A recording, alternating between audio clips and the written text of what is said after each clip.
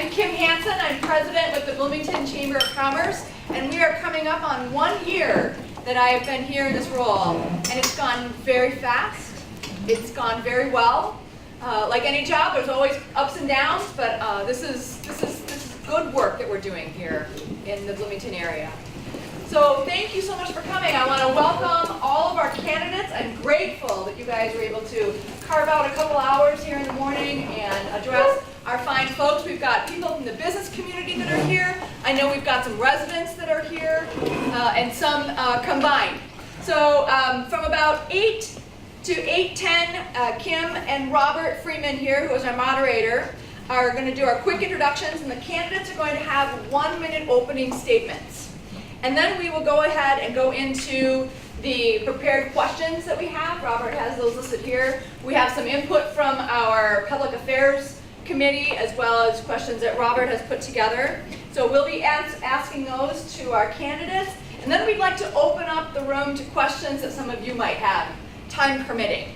Then we'll go ahead and we'll have closing statements, and I'd like closing remarks. If you guys could do about 2 minutes each on closing remarks. I think that works out really well time-wise. Any other questions? And at this point, I'd like to introduce Robert Freeman. He is the Government Relations Manager at Health Partners, Bloomington's largest employer. So you've been in this role for how long? A while. He knows his stuff. So I'm pleased to have Robert moderate us today, so thank you so much. So thank you all for being here. Appreciate it. For all 6 of the candidates made it. It's always great not to be debating with an empty chair. So we appreciate it. So first of all, we're just going to start. Let's start with Mr. Carlson here, because he is the longest serving member of this this group with, I think, maybe 2 years. So that gives you some idea of what sort of turnover we've had in this region. So why don't you start with Andrew and maybe just take a minute to talk about why you're running, and then we'll go down the line. Sure, I'll keep it brief. Thank you, Robert. Thank you to the Chamber for hosting this event. Great turnout, great to see you all. Thank you for making this a free event so that people can attend, and making sure that it was well promoted. So those efforts are clearly paying off with a full house here today. So I'm State Representative Andrew Carlson. The most important part of my job is to make sure that state government works well for you. I take my job very seriously, but when I'm not in the legislature, I'm a project manager. I also am married and have 2 daughters in Bloomington Public Schools. And, we're very busy. Kids are back in school now, so we're back to our old routine, and it's nothing but a small miracle that we all get to where we need to be at 7:30 in the morning. So thank you all for being here, and looking forward to today's forum. And what do you also mention what district you represent? Oh, so District 50B, and that probably doesn't mean much to a lot of folks, so I'll describe a little bit. District 50B is all within Bloomington, runs from Normandale Boulevard all the way over to the Mall of America, and then its northern boundary is around 90th Street. The southern border is pretty much the river, so it kind of forms this wedge through central Bloomington. Thank you. Mr. Anderson? Hey, I'm Chad Anderson. My wife Annie and I have 4 kids. 3 of them are on their way to Indian Mounds Elementary right now, so that's always a fun time. I was honored to serve in 2016 as your state representative here in 50B. A little bit about me: I'm a realtor, have a Bloomington-based real estate company, so I'm walking the streets of Bloomington every day. I also own and manage some rental property in Bloomington as well. Started working for my grandpa when I was 14, mowing lawns, and loved real estate ever since. So real estate's a big passion of mine, and it was great that I could bring that passion of real estate and people to the state when I was there in 2016. So great to represent you guys, and just excited to get back. I realized when I was there, I learned a lot, and when I was away, I realized that people just want to be heard.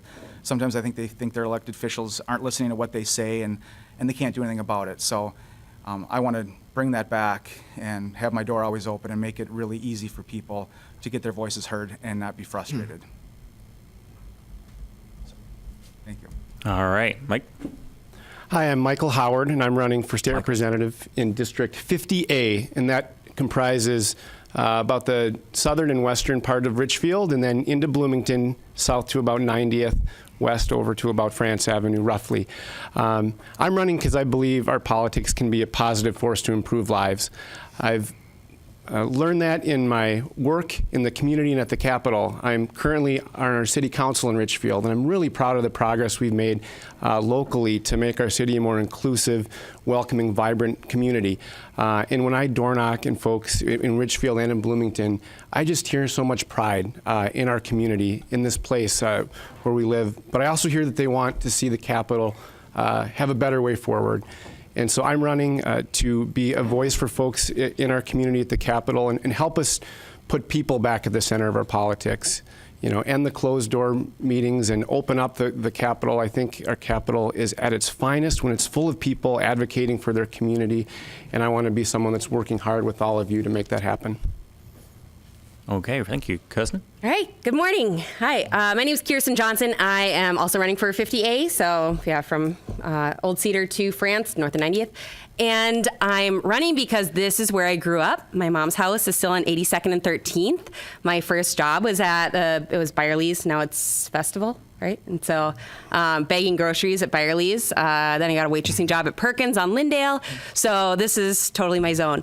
I've been door knocking. I'm running into friends' parents who still live in the area, and that's been super fun too. I grew up, I graduated from Kennedy, left for the military, and came back, bought a house in Richfield. So now I've been in Richfield for 10 years, just a mile and a half on the other side of the border. So it's been awesome just to kind of be in my area, know all these people, and know the district so well. I currently work as a military contractor, so that's my day job, and I have some people covering for me while I'm here. And I also, my mom is driving the kids to school. I have 2 middle schoolers who go to Richfield Middle School. So it's been super busy, but this has been really fun, and I'm really excited to be here. So thank you. Okay, Steve, and then Matt Lost. Hi. So Matt and I are running for seat 49B, which is everything in Bloomington that's west of Normandale.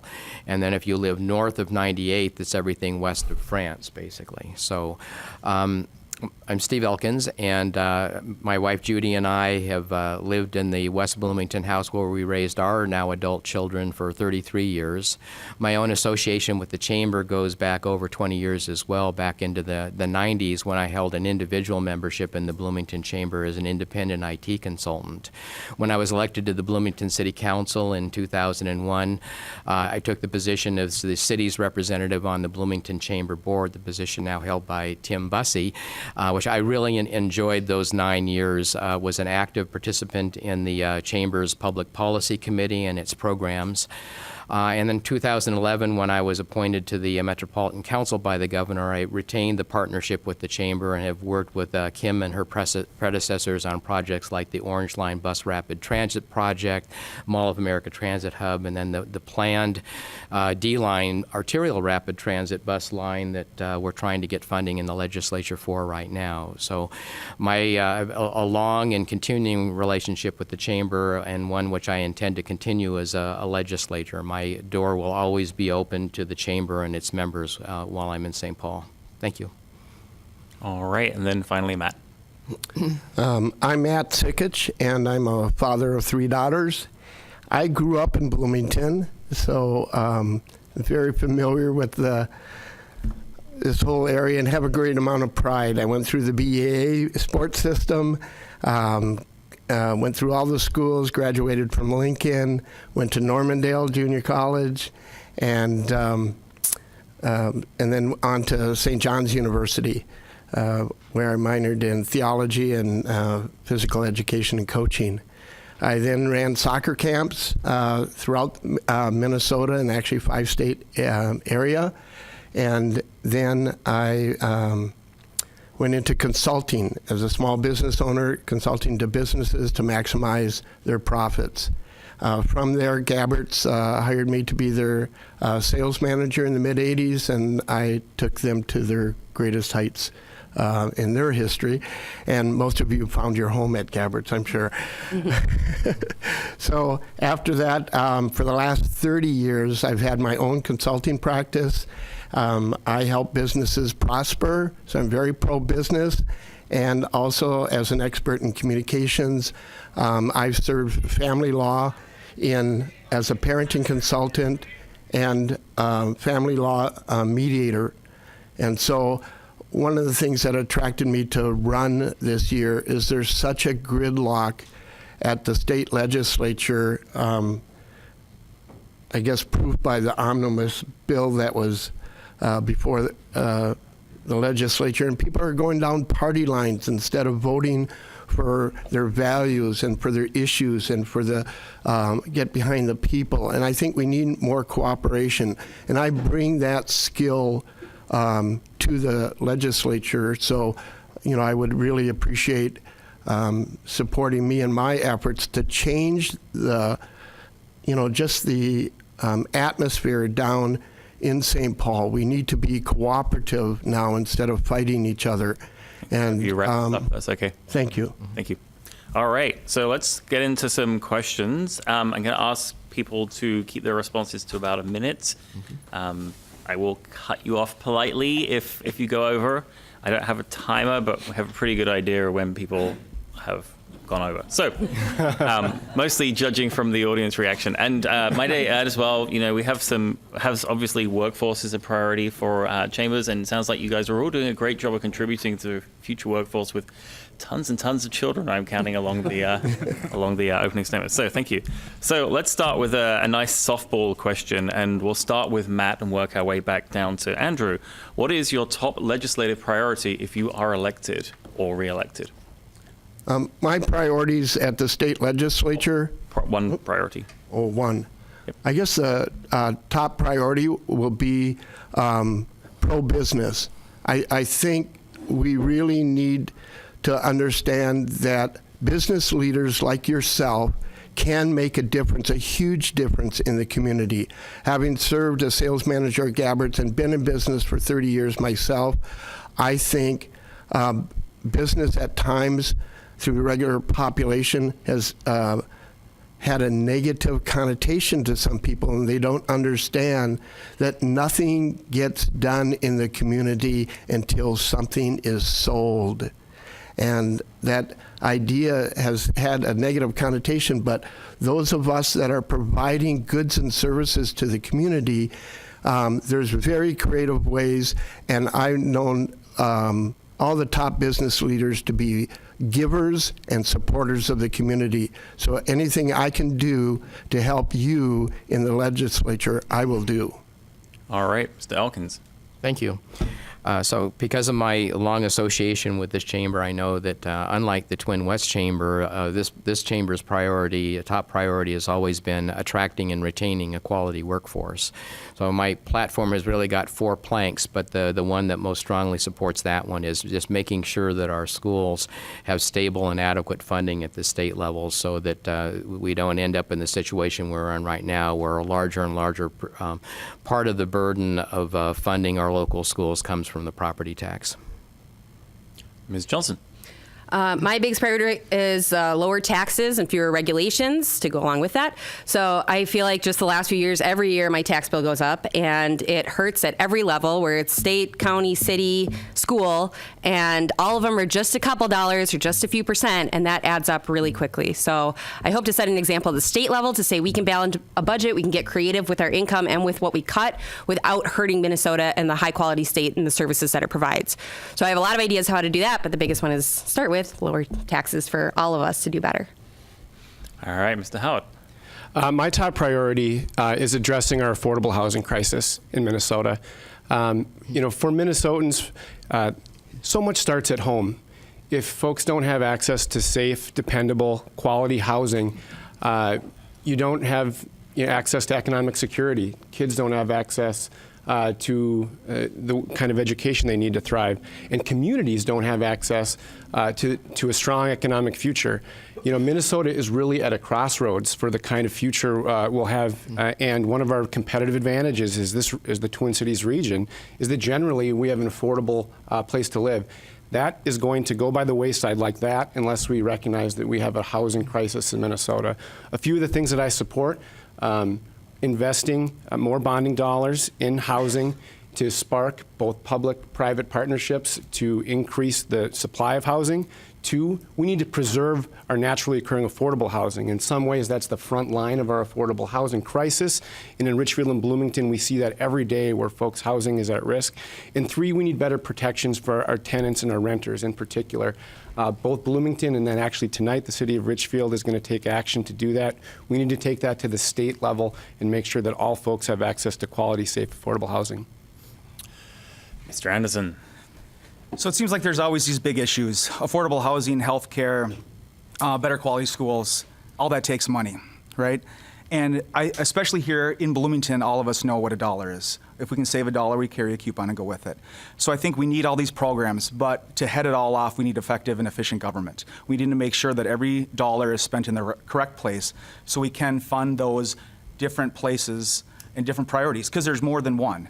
But it all takes the money, and if the government takes $1 from a taxpayer and I see them somewhere, I want to make sure that I can say that I spent your dollar wisely, that I know exactly where it was, because you couldn't buy an extra Christmas gift for someone because your taxes are higher. Well, guess what? We took that money and we spent it effectively, and we have an efficient government, and there's not as much waste. So I think that's the biggest thing, is making sure that we spend the money wisely. Let's look at that first, and then fund those programs that we all know we need. All right, Mr. Carlton. Hands down, top priority is healthcare. It's the one thing I keep hearing about the most. People are nervous. People are scared. It's from seniors that are living on a fixed income to families that are looking to have their first child. It is foremost on people's minds. It is the conversation that's taking place in every household in Bloomington, Richfield, and Edina right now, and across the state. Every Minnesotan deserves high-quality, affordable healthcare. That is my belief, and I believe that's shared with many of our residents within our communities as well. People shouldn't have to choose between paying a health care bill versus their rent. And it's not a decision that in this country people should be forced to make. So health care by far is the #1 issue that I'll be taking on this legislative session. Okay. Let's do this in a slightly different order so it's not the same back and forth every time. Mm-hmm. We'll start with Michael and Kirsten. So Michael first. What is the #1 issue you're hearing about at the doorstep? So Michael first. Good question. It's 1A and 1B, I would say, and that's education. As I'm door knocking in Richfield and Bloomington, education comes up so much, and it's so foundational for our communities to have strong schools. And I hear a lot of pride in our schools, but also a lot of concern about funding and the kinds of investments we've seen in our schools over a period of decades. Through our recessions, I think our schools took big hits, and we still haven't really kept up with the pace of inflation to invest in our schools. So schools comes up 1A, and then as Representative Carlson mentioned, healthcare comes up. And it comes up exactly as Representative Carlson described. Anxiety, wondering if what changes at the state or federal level are going to have to folks' individual health care. And what I believe we need is just more a dependable peace of mind for folks, because it's such a vital economic security issue whether folks have access to quality, dependable health care. Kirsten? For me, it's a lot more about the political rhetoric nowadays. I get asked a lot of why would you run for office nowadays when it's so mean and ugly. I also get a lot, because I am the Republican candidate between the two of us, I get a lot of, you're Republican, but you're so nice. That stings a little, but it's getting the message out there that there are a lot of us that are really nice. I mean, honestly, everyone here on the stage are actually really nice and normal, great people, and we all get along and we have great conversations. So it's that getting back to the conversations and bringing it back to the local level to say that this isn't all Twitter storms and hate Facebook messages and everything terrible that you see, and it's about making things a lot more cohesive. And at the Capitol, for me, that means I would do, again, crossing the aisle on, for me, it's mostly social issues, but just to get things done, because the way that it works behind the scenes is that whoever's in power gets to control the bills. And we see that a lot where them bills don't get read. For me, it was the Native American caucus didn't get a voice last year because it was all Democrat women in a Republican Congress. I want to be a bipartisan voice on that caucus to come out and say, we have some good ideas, and there are really good bipartisan ideas that are coming forward. We just need to get them heard. So I'm not doing party line politics, and that's been really refreshing for a lot of people. Let's do Chad and then Andrew. So same question. what's the number one issue you're hearing about at the doorstep? I forgot the question, sorry. Go ahead. It's interesting. A lot of people, I think, are just turned off by politics. They take your card and they say, thanks, have a nice day. I was door knocking one lady, and I gave her my card, and she said Republican or Democrat. I said Republican, and she slammed the door in my face. And I said, well, let's talk a little bit. I said, what are the issues that are important to you? What's going on? And she lives over by Kennedy High School in an 800 square foot house with no basement, all the ones that are over there. And she's like, life is just expensive. And I said, and we started talking, talking about Social Security benefits being taxed. And she said, I know, my tax guy said that I could save some money and I could use that money. She's like, I'm looking for $400 more a month. That's what I'm looking for, and that's what I need to live. And so I think what I'm hearing is that people want, life is expensive for people, and we talk about more programs and more things, but we're taking it from we're taking it from them. We take it from the lady that can barely make her house payment. We're taxing her Social Security. The Democrat plan is to raise the gas tax, so you're gonna make it more expensive for her to go get her groceries, to go to her doctor, to go anywhere else. That's taking money out of her pocket. And then the city felt it was necessary to raise the franchise fees on her electric bill. So you're making the electric and gas more expensive, you're taxing her Social Security, and when she drives places, it's more expensive. And that's what I'm hearing at the door. People don't understand everything that's going on, and they're trying to go paycheck to paycheck and make their payments. And so just getting more money, making life more affordable for these people. Andrew? Well, gosh, where do I start? I guess I would start by saying that I think people do know very much of what's going on right now. And the list goes on and on. The public interest bills, that's a term that I use to describe this, the opioid crisis, distracted driving, common sense gun regulations, clean water, sexual harassment, tax conformity. The list goes on and on and on. These are all the issues that Bloomington, Richfield residents want to talk about. And these are the bills that didn't even get a hearing this last legislative session. So these are the things that people want us to be talking about. These are the types of issues they want us to come together and try to solve. These are big, important issues affecting our community. And how can we come forward with solutions if we can't even talk about them in a public setting? Call for testifiers, have testimony, bring forth the facts, have a study done. This is exactly the kind of things that our residents expect from us when we represent them at the Capitol.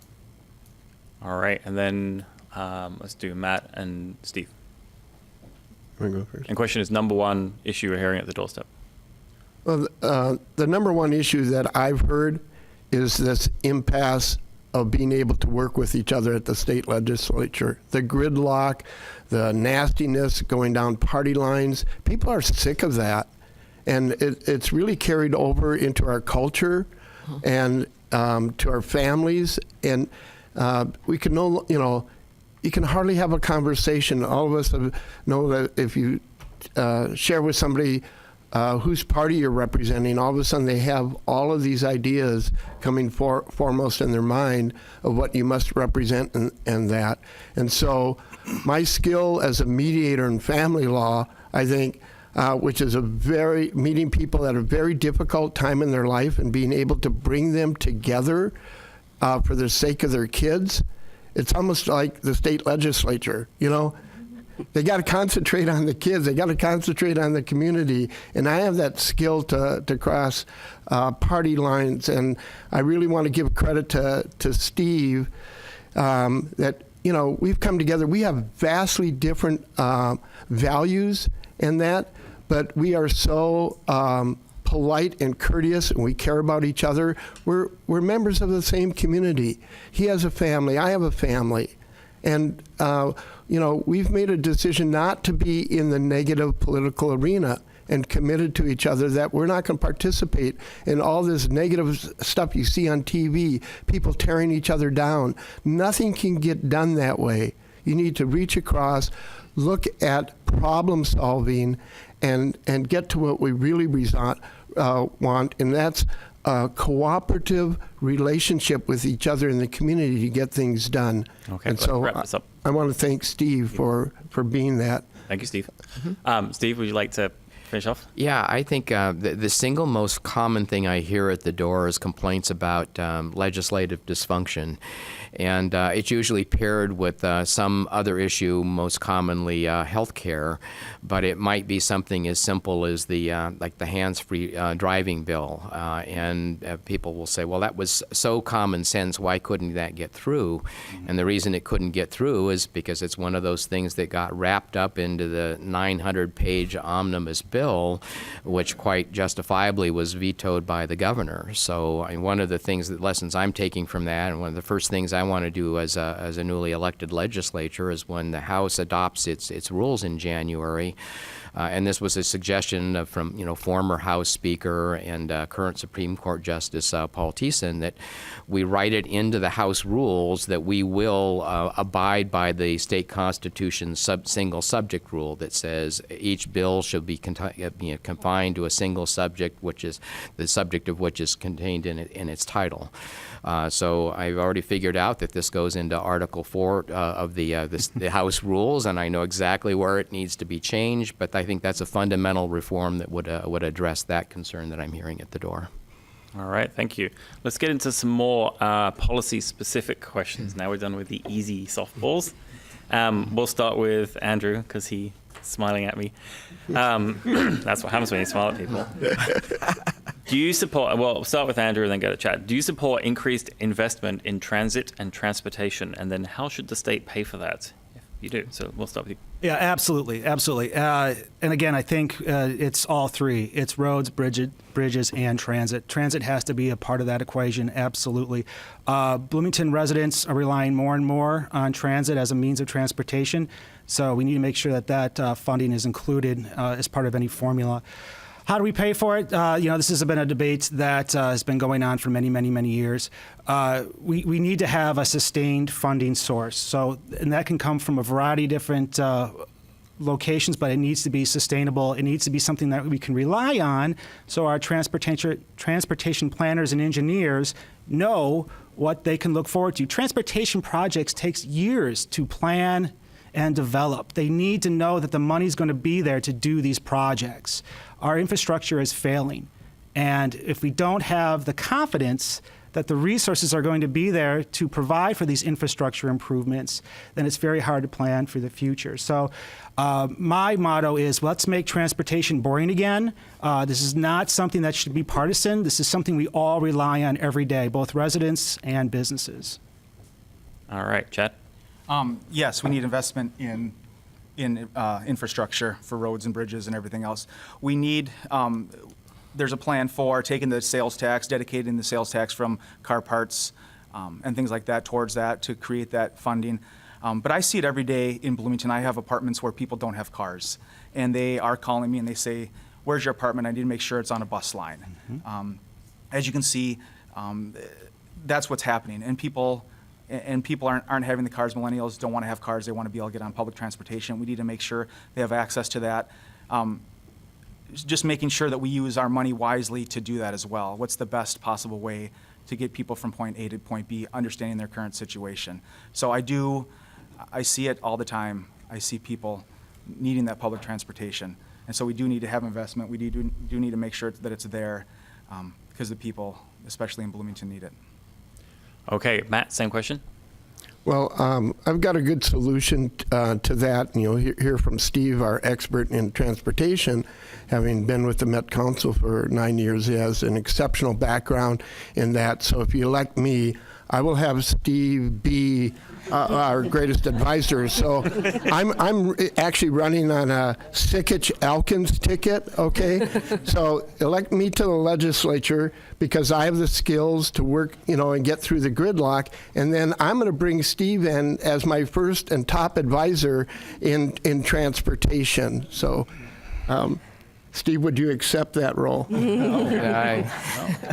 Steve, this is a good opportunity for you. Thank you. Yes. Maybe stick to the current question. One thing that Matt and I agree on is that I'm an expert on transportation policy.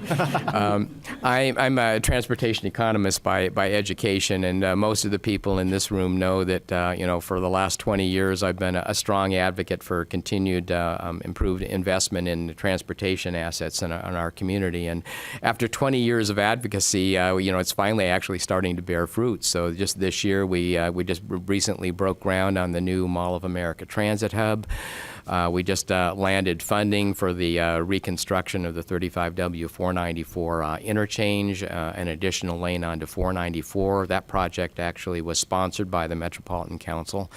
And we're seeing finally, after literally in my case 20 years of advocacy, the westbound on-ramp onto 494 at East Bush Lake Road, the safety improvements on Normandale Boulevard that were recently completed. But it took 20 years to get these things done because the funding isn't there. So where should the funding come from?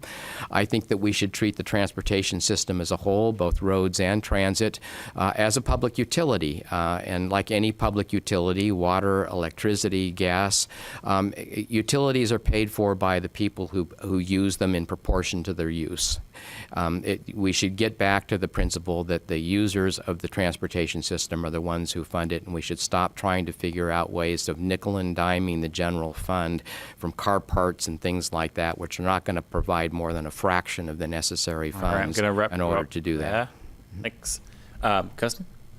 Yeah, I'm all for infrastructure and helping maintaining that and making it really great. And I know Bloomington and Richfield have had some really great developments there.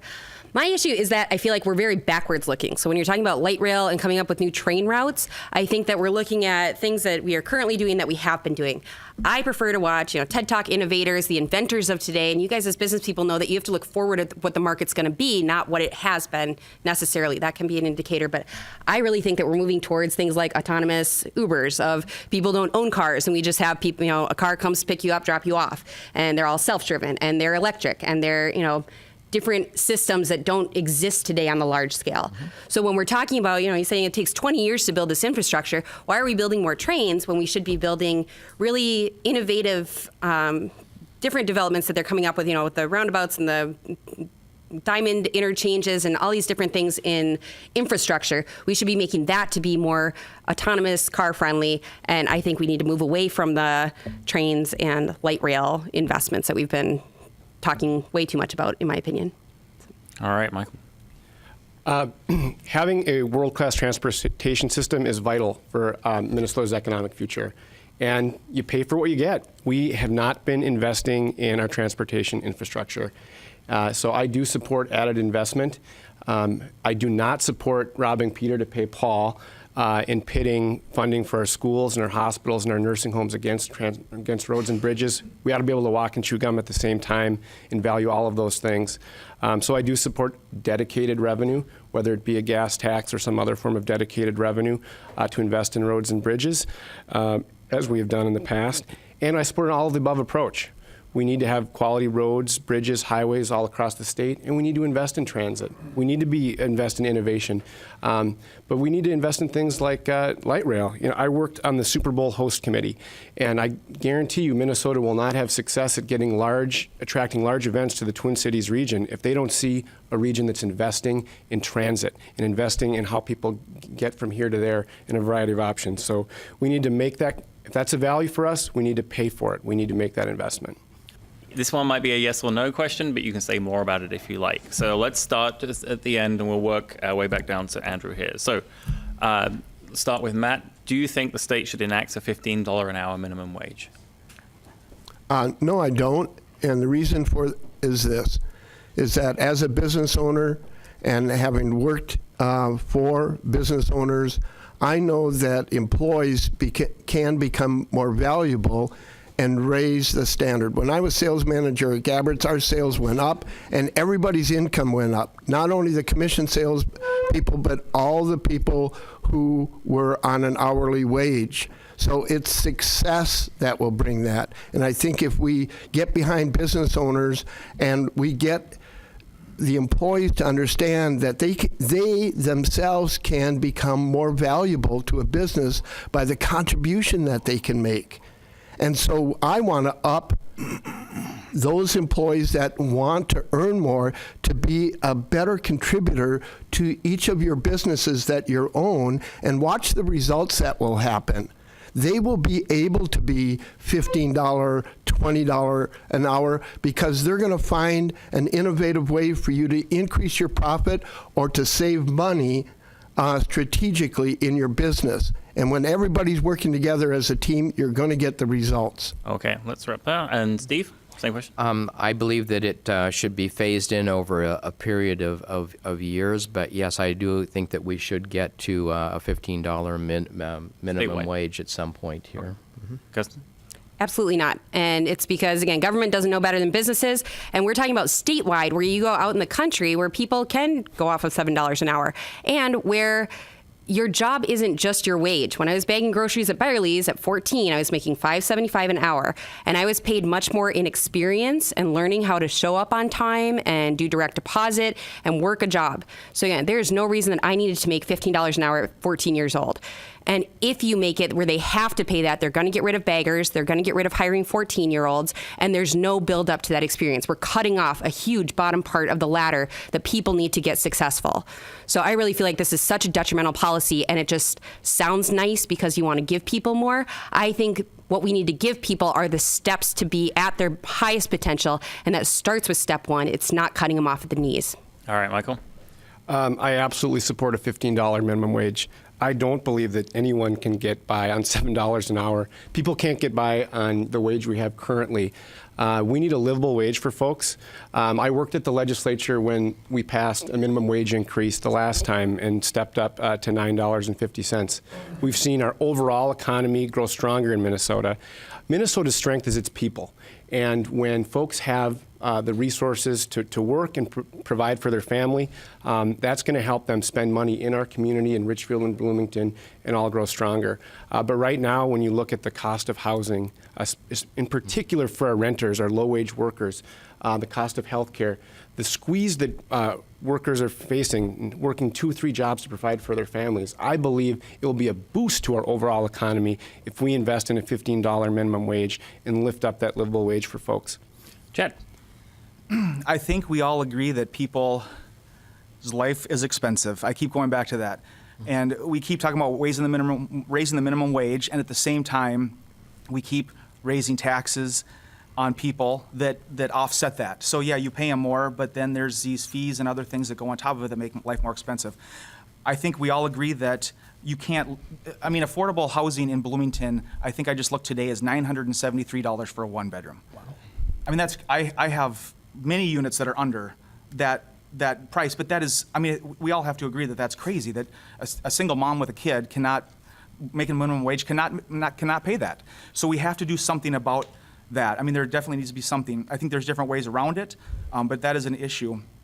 College and Career Academy in Bloomington schools, kids can go there and learn a better trade and make more money right out of high school. They can use their high school credits or during high school to do that. So I can't handle it in Bloomington when I see my tenants can't afford rent.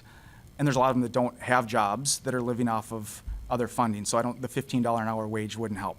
But we do need help. We need to figure something out, but I don't think $15 an hour is mandated through the state as the way to do it. All right, last but not least, that's you. Yeah, thank you. So I'll touch on a few things briefly. I believe in local control. We've seen this roll out now in Minneapolis. St. Paul is having this debate. So let the cities decide what's best for their communities when it comes to this. I think as a starting point at the legislature, one of the things we will be taking up is paid family leave and earned safe and sick time. This is something that we must do. This is just for the morality, I think, of our state. If you have a sick kid or an elderly parent that needs some help, you shouldn't have to worry about staying home with them or losing your job. These are common sense approaches to which we can help families when it comes to their pocketbook. Also, costs are going up, and we're seeing just anemic, the economy, our unemployment rate is at 3%, less than 3%. Where's the wage increases? We're just not seeing what we have in the past in terms of the trending, in terms of wages following the unemployment rate. So something has to change. People can't afford to pay their health care bills. People can't pay their rent. People need and deserve to earn a living wage. Okay. Another question, which is yes or no, but you can say more if you wish. And we'll start with Kirsten and Michael. Raising the age to buy tobacco to 21 is a policy that's already passed in Richfield and Bloomington. Do you support, and 10 other cities, do you support expanding that statewide? And let's start with Kirsten. Wonderful. I do not support it because I don't think that behavior should be legislated. I think that we should do more education campaigns. We should do a lot more outreach. Now, I work in substance abuse prevention, so I am passionate about this, and none of us want 15 and kids to be smoking. So we all agree on that. The thing is, it's been going down. There have been really good campaigns and really good information. And I work with 18, 19-year-olds who now know that smoking's not cool. They don't do it anymore because it's not like the 90s where this was a status symbol. So that's working. Let that work. But when we're telling business owners that they can't sell a legal product, I have an issue with the overreach and the slippery slope that gets into with government. And I've talked to a lot of gas station owners who are really upset about that in Richfield and Bloomington. So it's been this, again, we're cutting them off at the knees. We're telling them what to do. And without knowing, without taking the right path, taking any other way that we can get there through the private sector to try to reduce kids smoking versus just legislating behavior that we don't agree with. So I would not go statewide with that, and I don't support it at our local levels. That does not mean that I want kids smoking. I do want to help that as well on the private side. Okay, Michael. I would support Tobacco 21. I did as a city council member in Richfield.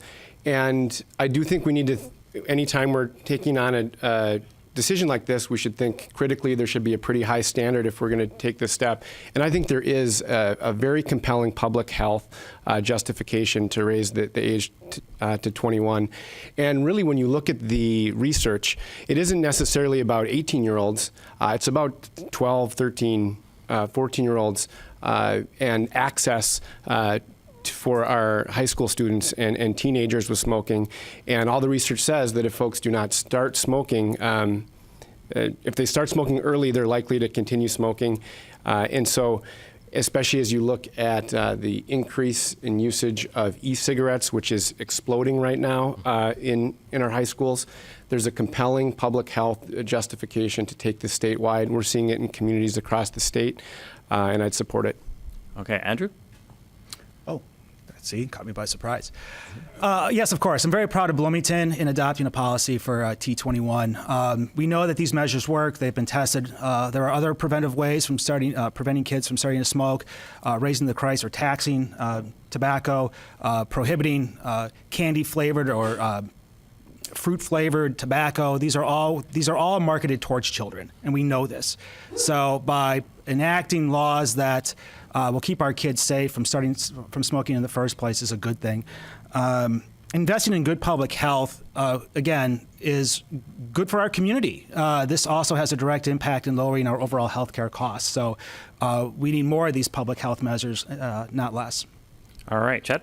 I do not support it. I do support, I've never smoked a cigarette in my life, and I don't think smoking is good. I don't want my kids to do it. I don't think, it's expensive and it's not good for your health. But I don't know if it's the government's job to change it from the 18 to the 21. I do support education and measures like that to show that it's not good for you, but I don't support the 21 age for the cigarettes. All right, Steve?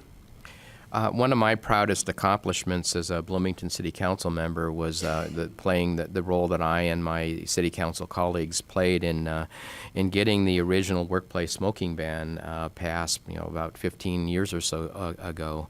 And I think this is a good example of why you generally don't want to preempt cities from taking initiatives, because I think this is going to be another example where cities take the initiative to do something that needs to be done, and once a critical mass of cities have taken action, the state legislature feels compelled to step in and adopt the initiative statewide in order to assure some level of uniformity. But absolutely, all of the research shows in this case that if you can prevent young people from beginning a smoking habit when they're young, they won't take up smoking as as adults. And I think this will be a very effective measure to help curb new generation of smokers. All right, and then last, Matt. I believe Minnesota ought to be a no-smoking state. And I think, efforts that Steve has brought to the city of Bloomington and things and helping businesses become non-smoking is a great start. We have to realize there's a reason why they put warnings that this product will kill you, okay, on the cigarette pack, is it because it will. And I think it's abhorrent that we even allow that to continue. My hat's off to CVS, who will not sell cigarettes. And I think those businesses that sell products simply because they can make a profit and not a contribution to our community have to rethink that. And I think on the other hand, one of the things I have a strong concern is that if our young adults can serve in the military at 18, they should not be prohibited from drinking, smoking, or anything else an adult has. I think we've, gone topsy-turvy to think that, all of a sudden you should be able to serve in our military and be able to fly a jet bomber and not have responsibility over your own life. So there's a concern there that I have about overreaching on one end into adult life, but I think we really need to take a strong stand about, how abhorrent cigarettes are to our nation and our communities. Okay, thank you. I'm not sure if that's a yes or a no, but sounds like. Well, that's an area that we really have to listen. I think instead of you have to listen to each other and see, what steps can we make, to get to that end. That's fine. That's fine. Let's take a different tack. Healthcare has been mentioned by a few people. So let's start with Chad and Andrew. What can be done to make healthcare more affordable? So let's start with Chad. You only have a minute, so don't throw all your good ideas out at once. I was door knocking a guy, and he asked me the same question. And after I talked for a while, he said, I'm a physician. And so he told me his thoughts. He said that he was prescribing a painkiller, a drug, and he said there was 3 to choose from, and I chose the one that was made the earliest. And he said, I got a call from my patient that said, why is this thing $200? And he said, what are you talking about? It shouldn't be $200. So he switched it to a different prescription and saved her a lot of money. I've been to the CVS with the earache, and they said, hey, you want ear medicine, it's $40, but if you get the eye drops, they're exactly the same, they're $5. So is there a way that we can do that? How do we empower? And there's so much to it. I don't think it's single payer. I don't think that's the way to do it. But there is different ways, and if everybody actually comes together and figures out how to come together and let's make a decision that's best for the people, I think we all agree with that. That's what has to happen. But when he told me that about the prescription drug, that he saved his client $100, how is there a price sheet? How is there something? I mean, there's ways to do it, and the conversations have to happen. All right, Andrew. Well, a couple ideas. First of all, number one, make Minnesota Care available to all Minnesotans. Have a public option that can compete on the private market. Second, there's a lot we can do with the cost of prescription drugs. We need to bring down the cost of prescription drugs. And the third I mentioned before, there's a lot we can be doing within public health that can directly impact the cost of our private health care insurance. So having a healthy community will have a direct impact in terms of what we are paying in terms of those health care premiums. Investing in public health is a lot cheaper than our individual health care costs. So we mentioned T21. There's a variety of other initiatives that can be taken across the state to help address our community health. Okay, let's go to Kirsten. Yep. I was actually in college getting my degree in public health when my professor, who was in healthcare economist, flew out to discuss the Affordable Care Act as it was getting debated in the Obama administration. She came back and she said she was so discouraged because when it's a table of economists and doctors and people who are actually on the ground and doing the work, they came up with some really great solutions. And then you bring in all the lobbies and all the special interests and everybody else who wants a hand in it, and they turned it into a camel, which is when you do, you take a horse, then you add all these great features, but you make a really ugly camel. That's kind of what we ended up with ACA. So a lot of her ideas, though, went to a lot more e-healthcare, a lot more where it's transferable across, where you're not just tied to one insurance, one doctor, one clinic, and then you lose all your records or it's a pain to transfer over. The other thing is making it like car insurance, where this is not an employer-tied product anymore, but it goes with you through your life. And this is something, again, with the military, I had TRICARE insurance, where no matter what job I had, as long as I was still a reservist, I had my same doctor for 10 years. I had my same insurance, my same very low deductibles and really great care for 10 years with that. And then I thought, why can't this exist everywhere? It's because of all the regulations that have happened in Congress, where they got lobbyists in the door who said, okay, but you can't let them do this, and you can't let them move here, and you can't let someone in Minnesota buy cheaper healthcare in Wisconsin, or go get the pills in Canada, or do anything else. So it's about opening the borders. It's about radically changing the system that we have right now, moving away from what we know, which again has only been around for a couple decades. It's not even super permanent, but going back to something where we can we have a free market cost, we have cost comparisons, so that we're finally going to the right doctors and the ones that are the best value for what we want and for our money. So mine's a huge shift. It'll be a long time, but I hope to start some steps when I get to office. Michael. Minnesotans deserve health care that they can count on when they need it, and that's just not happening right now.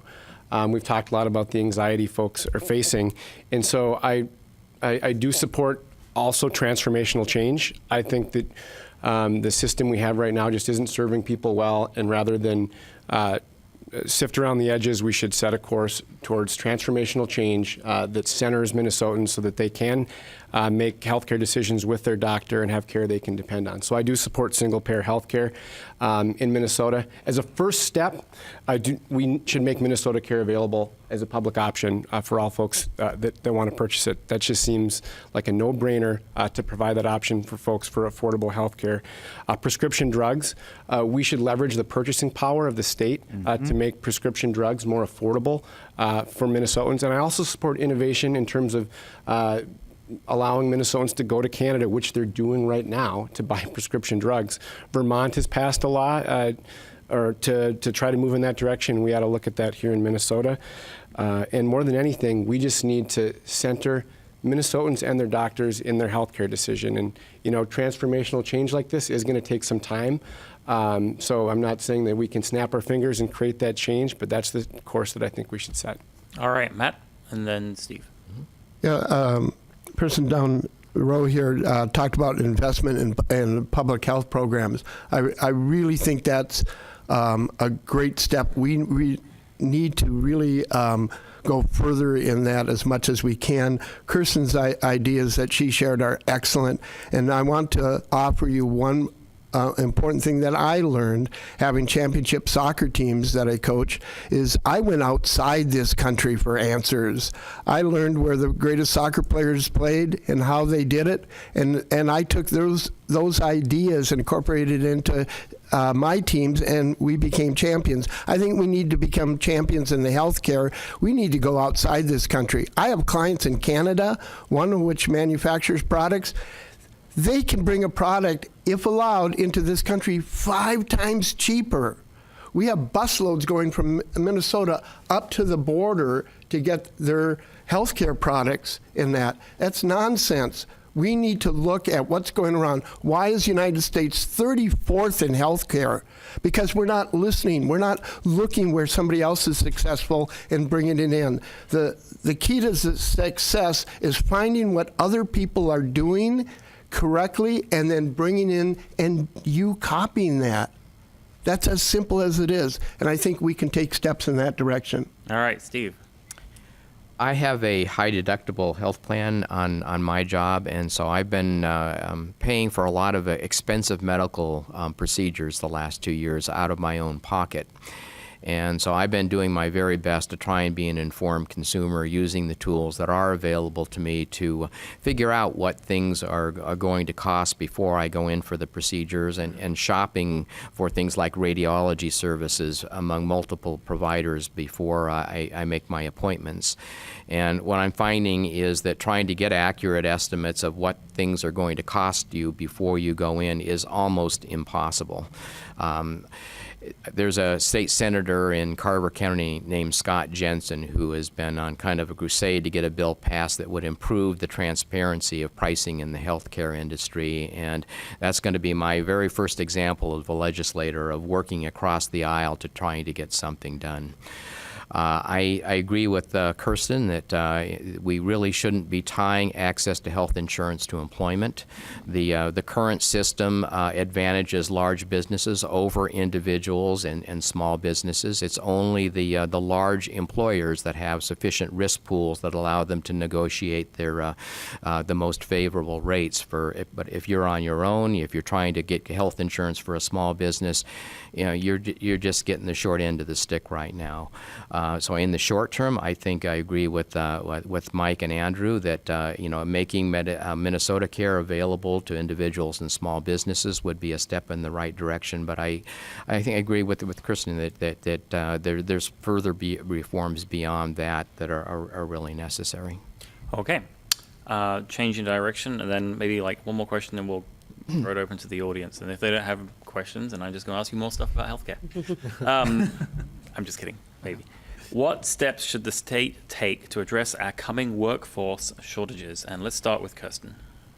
For me, a lot of it is bringing back blue-collar jobs. And I've fought for this a lot in Richfield schools, where I said I had an issue with their shop class was closed, but we have all these requirements for literature and, the advanced math and things, that are more college-bound classes, which is fine and great that they offer it, but that was in place of shop and woodworking and auto body and metalworking. And so again, we're graduating kids. Now, I have two kids. One is a super school. She loves academics. She's going to go be a doctor just to stay in school as long as possible. The other one is the opposite. So he's the kid who needs woodworking. He loves electrical engineering. He loves working with his hands and actually doing something and having something to show for it at the end of it, not a paper, not an essay, not something else. So I started pushing on the school board where I said, bring those back and start getting that back in. And this year, Richfield's finally doing that, where we have a partnership with Richfield Bloomington Honda, where now our kids are going to go intern over at Richfield Bloomington, and again, in auto body, but also in sales and in finance and in a lot of areas where, again, you don't really need a degree, you just need the experience, and you need someone to show you how to do this. And then if that's your zone, you can excel from there. There's no reason that you need a 4-year degree in finance to know how to do just car finance and do it really well. So I'm pushing for a lot more of that. I think that we need to shift our focus away from the high debt and the everybody, you're only a success if you get a 4-year degree, and move back to bringing jobs back that are blue-collar manufacturing and really valuing those jobs and telling kids those are important and that what they do is absolutely vital to our economy. Michael. We absolutely do need to create a culture shift, I think, in our high schools and just create better pathways into good-paying jobs, good-paying careers, and align the kind of skills and experiences that our businesses are looking for with the skills that our kids are learning in our schools, and then going on to get a 2- or 4-year college degree. I really think this is one of the key challenges for the Twin Cities region in terms of our economic competitive edge. It is our workforce. And so if we want to maintain that edge, we need to continue to invest in those things. And I'd agree that public-private partnerships and innovating in that way is really important. On the City Council, we just approved a new car dealership in this last year, a Jaguar Land Rover dealership. And as part of those conversations, they're going to start a program in Richfield high schools to provide access to those internships and services within our schools. That's great, where we can match folks with their talents and their loves and get them into careers with good paying jobs. And so we need to create the high schools of the future and align folks into careers that'll help our economy flourish. All right, let's do Chad and Andrew. So I think Bloomington Schools has this College and Career Academy that I think as a sophomore, there's I think 6 or 7 different pathways to get electrical, cosmetology. There's a bunch of different ones that people can, as a sophomore, junior, and senior, and then leave high school and get a decent paying job. There's these mechanics that went through, and their starting pay is, I think, $40 an hour, and they had something through high school. I see it with the apartments that I have, that it's finding people that know how to fix things and do things, and I can't find that. And the people that I can find, painters now, to paint an apartment, people are making $50 an hour to paint an apartment that will need to be repainted in 2 years when someone moves out.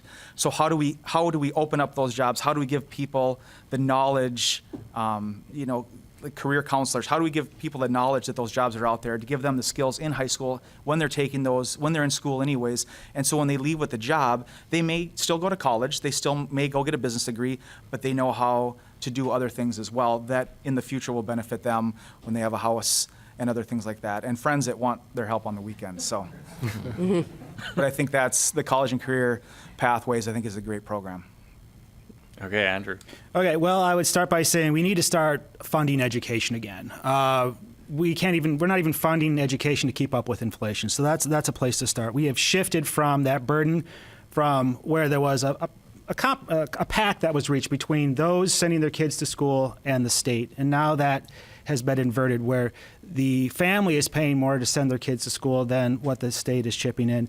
I'm going to take a step back and talk a little bit about universal pre-K. We all know, the study after study shows that the sooner we get our kids into school, the better off they're going to be in life. That's a fact.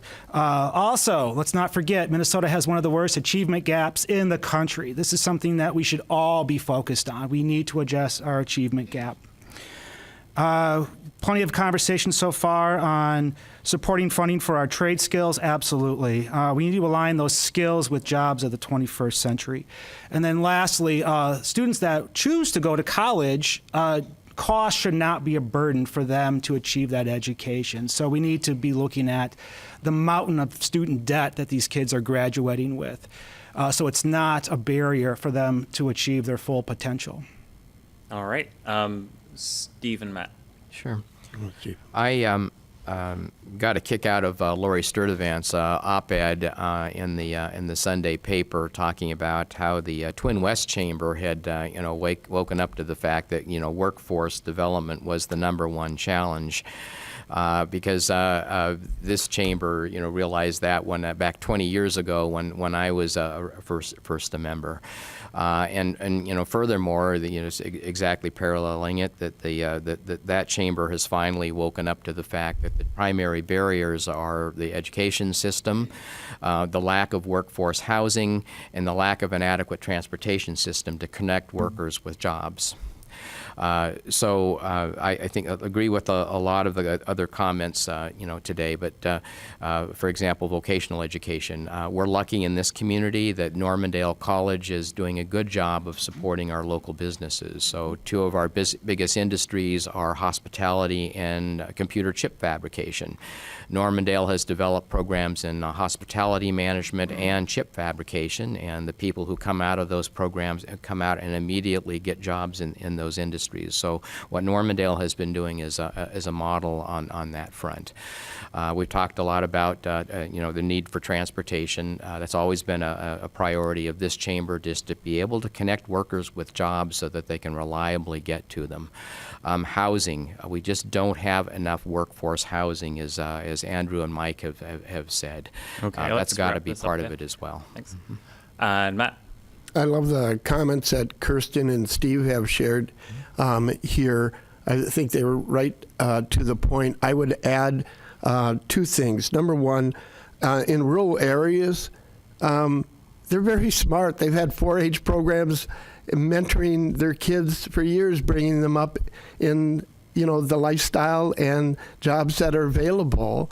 And I think we need to take that same idea, bring it into the cities, and have strong mentoring programs. There's nothing better. I mean, years ago when you ran a family business, you brought up your kids and they ended up taking over the business.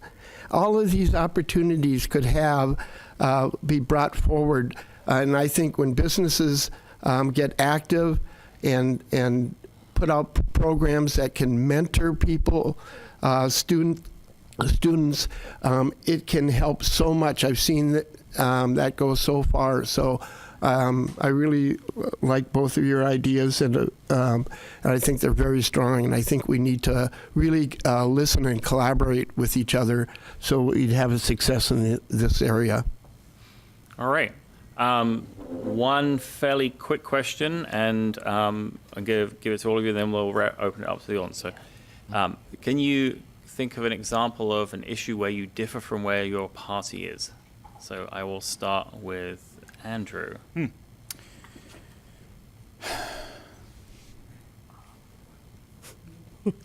Well, I mean, we're not robots. We all have our opinions on the issues, and we are always encouraged to vote our district and be in communication with our constituents so that we have really our finger on the pulse in terms of what are the needs of our community. Broadly speaking, in terms of an issue, I mean, I think there are plenty of examples. Well, I guess I'll answer it this way. I belong to the Civility Caucus. This is an opportunity from members from both parties to come together outside of politics and just get to know one another. You learn a lot, believe it or not, by listening. And as simple as that sounds, but getting together over a meal and understanding where people are in their lives, it gives you a perspective that you may have not been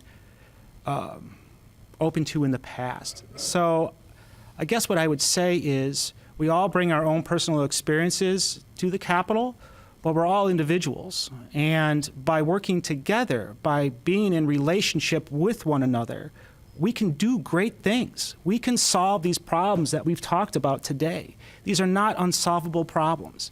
We know that we have the knowledge and the resources and the technology and the funding available to address these problems.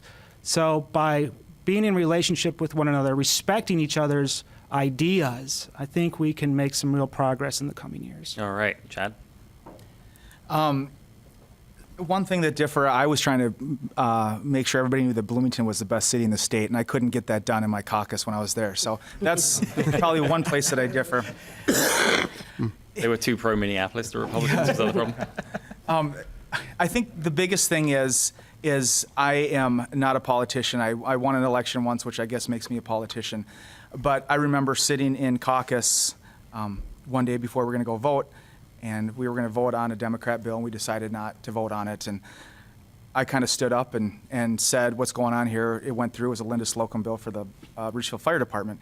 And I just went down to the speaker and I said, what's going on? Why aren't we voting on this? And he just said, get up and say something. So I stood up in front of 150 people and said, I'm new here, but this went through committee. Everything's fine. You know, what's going on? And we talked about it. It went to a vote and passed unanimously on the House floor. So I think I don't go in with the preconceived notions of, my values align with the Republican Party. That's why I'm a Republican endorsed. But I'm not afraid to ask the questions. I'm not afraid to be in the room before we're going to go vote and say why. Why are we doing this? What's going on? And asking more questions. And that's the really cool part about the whole process is it does go through the committees. You're sitting in a room like this and you're talking about how are we going to vote. So I think that I'm a question asker and not afraid to, especially being from Bloomington, is not being afraid to go against if I need to. When I was there, I was the most middle of the road Republican. Star Tribune did an article. I was the most middle of the road Republican. So I think all right. Thanks. Kirsten? For me, the single biggest issue that's both a healthcare and a business issue is marijuana legalization. And the Republican Party has been very anti, mostly on the thought that it's a gateway drug and everything that we were told in the 80s and 90s. Newer research, and again, I work in substance abuse prevention. This is my day-to-day job. But newer research is showing that in places like Washington and Colorado, where they've had it legalized longer, it's fighting the opiate epidemic, where people are dying less from drugs. So yes, there are more drug users at the basic non-lethal level, but they don't have nearly the same rates of death that we do.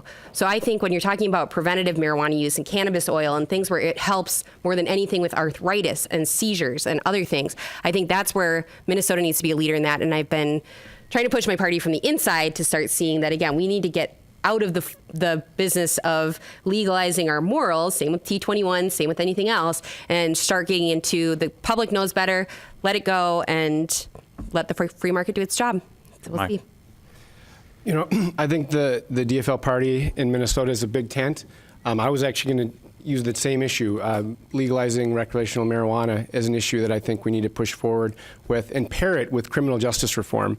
We need to, I think that our current drug policy on marijuana is causing great racial inequities when we look at our prison population. And when I was in the legislature, when I worked in the legislature, when the DFL was in the majority, we passed medical marijuana.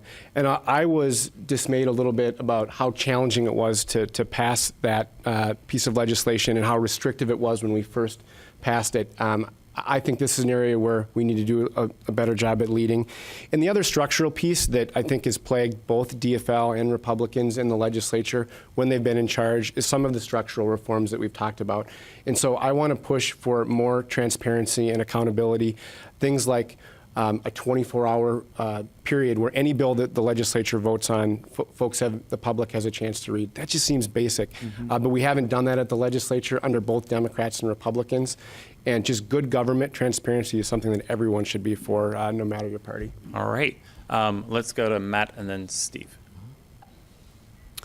Well, one of the things that I think I differ is that I'm for limited term. In fact, I will only serve one term.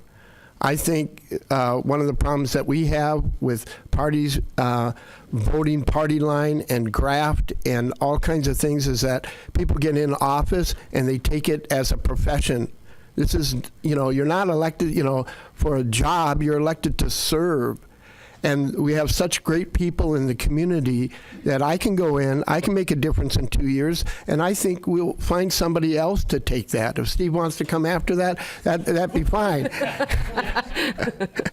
So that's a big thing, and I think we really need to look at making some major changes, and if we start in the state legislature, I think you mentioned in the beginning that the longest person here is like 2 years. Mm-hmm. I mean, you've heard some really fresh. Be fair. But you've heard some really fresh ideas, and people are excited to serve you and to do their best. And I think we bring all of that. It'd be great to get to the state legislature and everybody's new and seeing how we can work together to make things happen. So I differ a lot in my party in that they want encampments. And I'm sure the other party is the same. And but I totally disagree with that.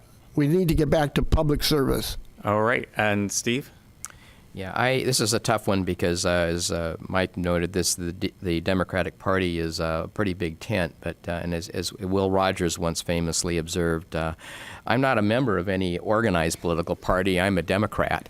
But I'd say probably the one area where my thinking might be a little out of the Democratic mainstream would be on how we finance and provide health care insurance. I'm probably pretty well aligned with Kirsten, actually. In my ideal world, it would be kind of like, where I'm in the process of choosing a Medicare Advantage plan right now, and basically you effectively have a kind of a voucher that's provided by the government, but you get to pick your plan. So it would be modeled after the federal employees' health insurance plan, which is basically that kind of a voucher plan where you have a smorgasbord of choices that are available to you. Here's your voucher. You pick which health plan you want, and that's a little out of the Democratic mainstream. But in my ideal world, that's how we would do it.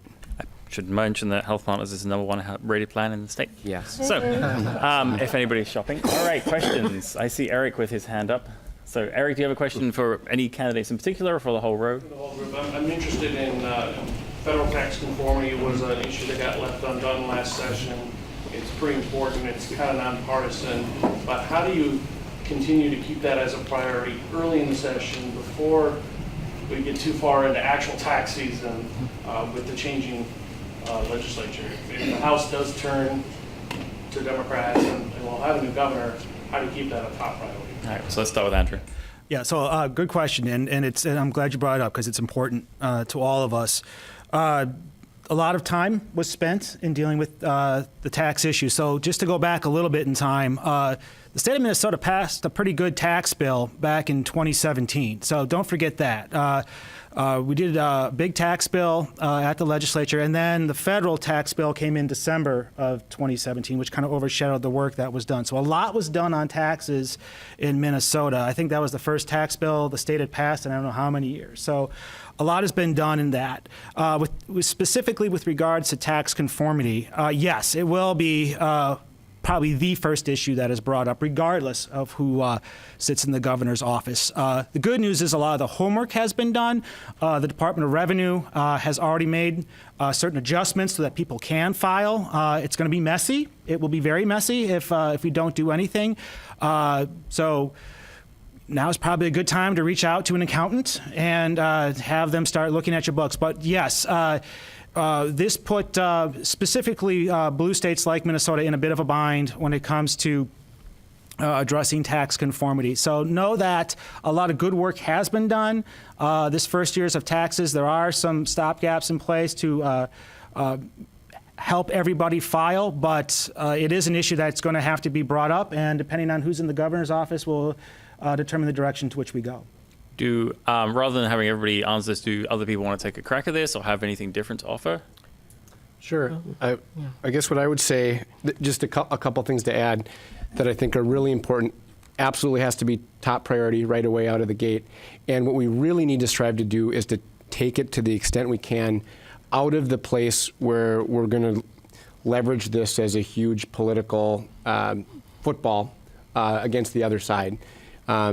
It comes up when I'm door knocking with folks. There's a lot of anxiety. We really ought to try to make this a priority early in the session and try to focus on the pieces of it that really matter to folks filing businesses without jeopardizing our state's long-term budget. And then the other piece of it is I do think we need to look at what kind of flexibility we need to show to businesses, to Minnesotans in terms of their tax filing. I know the Department of Revenue is starting to do that already now, but that's going to have to be top of mind too, regardless of what comes forward.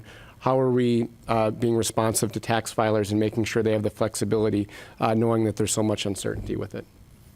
Anyone else in this question, Steve? Yeah, after the first two things that the legislature has to do are elect a speaker and adopt the rules, but tax conformity, I think, has to be the very next thing that is handled as an urgent priority, and it's not going to be easy because in the federal law, there was almost a goal of trying to stick it to high tax, high service states like Minnesota with limitations on things like deductions for state and local taxes and real estate taxes. And it's going to be really, really hard for us to devise a conformity bill that completely shields state taxpayers from those kinds of unintended consequences or perhaps intended consequences of the federal tax bill. But that has to be the first order of business. We have time for probably one. Yeah, let's get one more question. So, I think Matt wanted. No, that's okay. Yeah. Oh, okay. Lady in the blue. Hi, I'm representing NAMI Minnesota, that's National Alliance for Mental Illness, and I've heard a little bit of talk about the public health situations that are going on in Minnesota at this point, and also want to recognize that there is a mental health crisis both in our country and in our state.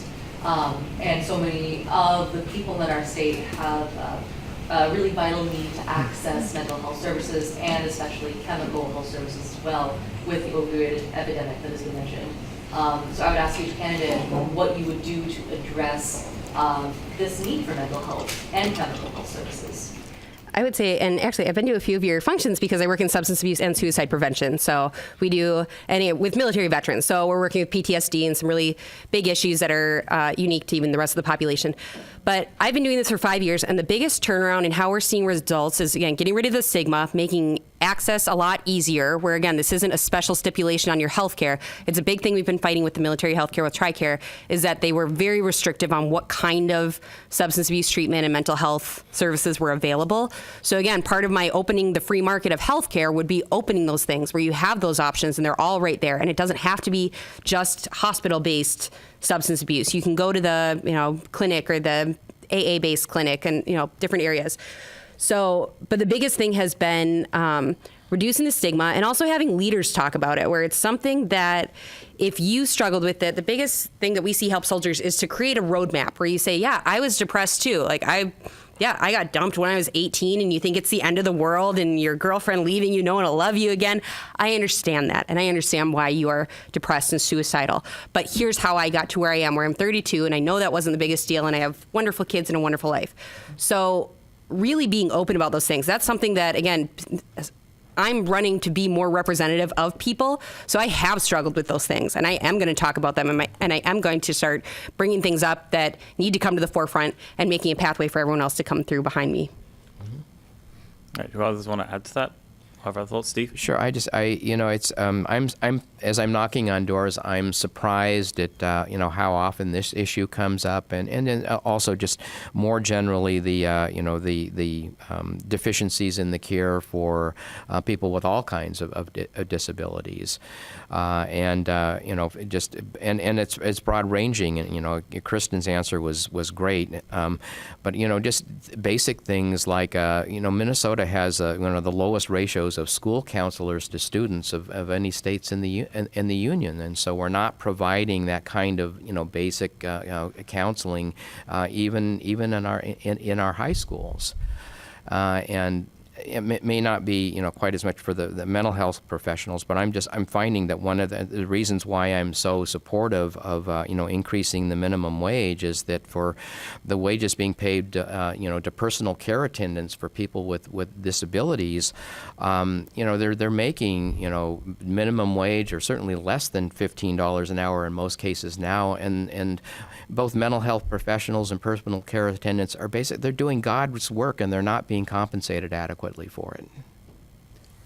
Anybody else? Otherwise, we're going to go to final statements. Well, I think one of the big things that you bring up, our emphasis needs to really take a profound change, and the ideas that Steve and Kirsten have proclaimed here, I think, are really important. One of the things that people don't realize, because I'm a strong Second Amendment, advocate, is that people have brought up all the gun issues and the shootings and everything. These are all mental health issues. Has nothing to do with guns. What about the knifings and all the other atrocities that go in? People don't understand these are all mental health issues. And until you use logic and get behind that, we're being diverted and we're being separated from the real issue that's at stake here. And these people have been suffering, and they haven't been given the attention that they've needed, and therefore they're really, risky to have, not having those issues attended to. I'm going to have to wrap it up here, if that's okay. Michael or Andrew, just a few quick words. I think you want to say the same thing. Just to speak to a few specific policies to the question, you mentioned the opioid epidemic. I do support a penny a pill tax proposal that was brought forward last year that would help provide some accountability and resources to this crisis all across the state. We need to push forward on that. Unfortunately, special interests really had a role to block that in the last session, and I would be concerned that they would have that outsized influence again if the same leadership that blocked some of those proposals were in place, if the same Republican leadership was in place. Access to care is vitally important, and mental health services that folks can depend on. Kirsten did mention, opening up insurance across state lines. I would actually be concerned about that in the mental health sphere, because Minnesota is actually one of the leaders in terms of mental health care. I would worry that out-of-state insurers would not cover mental health, and those would be things that would be gaps that would fall through. We need Minnesota to be a leader in terms of access to mental health care services, and to push forward, and to be advocates. When you look at what's going on at the federal level and some of the efforts to go backwards in terms of pre-existing conditions and care for folks under Medicaid and folks with disabilities, we need to fight for people. And that's what I'll do as a state representative, and make sure that we are putting the Minnesotans front and center impacted by our decisions in the debate, and so their voices are represented. Andrew, you had some thoughts on this, and then we'll go to... Yes, just real quick. I just want to comment that we want to be very careful in, again, the term stigmatizing people with mental health issues and tying that with gun violence. There are a lot of nonviolent people in our community that nonviolent people that have mental health issues. So let's be very careful in not tying the gun crisis we're facing in this country with mental health, okay? We have no more part of our population with mental health issues in America than we do in other countries around the world. The difference is our gun laws. So let's just be very careful in terms of not stigmatizing the mental health community. Thank you. Okay, so let's go to final statements. We're going to have to shorten them up a little bit because we spent a lot of time talking about the issues, which is great. So let's start with Matt and maybe try and keep to like 30 seconds to a minute your kind of final closing statement about why people should vote for you. So, Matt. Well, going back to what I said, why I'm running is because I think I can help eliminate the gridlock.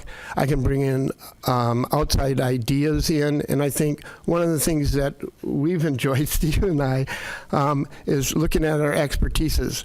So I'd like you to consider this. I have an enormous expertise in mediation and the dynamics of bringing people together. Steve has an enormous ability in transportation. I think you need to look at a Sikich-Elkins deal where you take people that have expertises, and we need Steve to lead that in transportation, and he would be my first advisor in that, and you've seen a lot of other great ideas he has, and I have the ability to lead in unlocking the gridlock. So, I used to jest at that, but really there's a profound reason to look at that for our success. Yeah, I think I'd like members of this community to vote for me, taking into account my 20 years of active engagement with the Bloomington business community through the Chamber, the active partnerships I've had with the Chamber, especially on transportation issues, but other issues as well. And just knowing that my door is always going to be open to the members of this Chamber.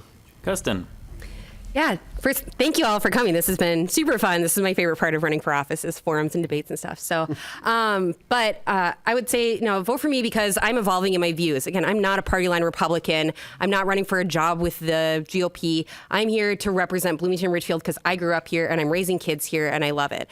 And my views are evolving all the time. As you heard today, I'm forward thinking. I'm looking for the next idea, not the past idea. And I get that from talking to people like you guys. So any input and anything that you can contribute to form and shape any other policy, I'm absolutely 100% on board, and I'm happy to bring it into my own views. Thank you. Michael. Thanks for the opportunity, and I saw some other hands peeking out, so happy to stay afterwards and talk individually. I'm, like I said at the beginning, I'm running for state representative because I believe our politics can be a positive force to improve lives. As a legislator, I'm going to be a fierce advocate for Minnesotans. And we need to put people back at the center of our politics. And I really think that that's what Minnesotans want. They want more of a say, more of a voice in the decisions that are going to impact their lives. And that's how we grow our community. I love Richfield, and I have a 3.5-year-old with my wife in East Richfield. This is our community that we love, and I see that community pride all across Richfield and Bloomington. We need to invite Minnesotans to the Capitol and to fight together to get things done. And if we lead with our values, if we work together, I am so optimistic about what we can achieve. Jack. Thanks. So we've been talking a lot of issues here. There's major issues that do need to be talked about in Minnesota: affordable healthcare, housing, workforce housing, all of this good stuff, or not so good stuff. And we all here have our ideas, and something needs to get done. And that's what concerns me a little bit, is that we go the right direction, that we don't make haste decisions and go one way. For example, I'd like to make a task force of the Bloomington business community here, of people in the chamber, outside of the chamber, and get ideas. It's always amazing to me, these forums that we sit up here and we tell you what we think, where sometimes I wish it was flipped around and you guys give us your expertise on different things, because I don't know everything about everything, and we need you guys. So that's bringing people in to give the ideas and making those laws with those ideas. All right. And finally, Andrew. All right, I'll be brief. Again, thank you to everybody for being here today. Thank you for the Chamber for hosting today's event. I want to bring our shared values back to the Minnesota legislature so that we can lead with our values in front of us. And I think that's a guiding principle that can bring us all together. Values such as fully funded public schools, quality, affordable health care, and reliable infrastructure. I do believe that by working together, we can make a real difference in people's lives without leaving anybody behind. All right. Well, with that, thank you so much for our candidates. Please give them a round of applause.